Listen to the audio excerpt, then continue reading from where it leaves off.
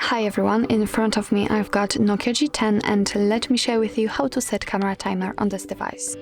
So first of all, let's open the camera app, and since we are in the standard photo mode, we can take a look at this option bar right here.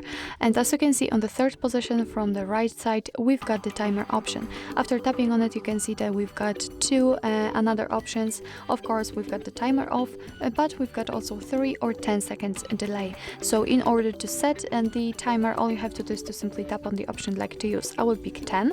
As you can see, the icon changed a little, and right now let's simply tap on the shutter button in order to check.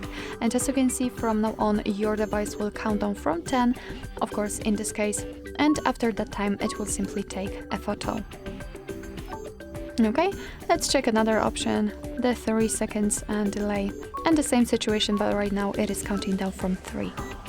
Of course, we can turn it off just by tapping on this crossed out icon, and right now your device will take photos right after touching the shutter button. So actually this is it. This is how to set camera timer in your NOKIA G10.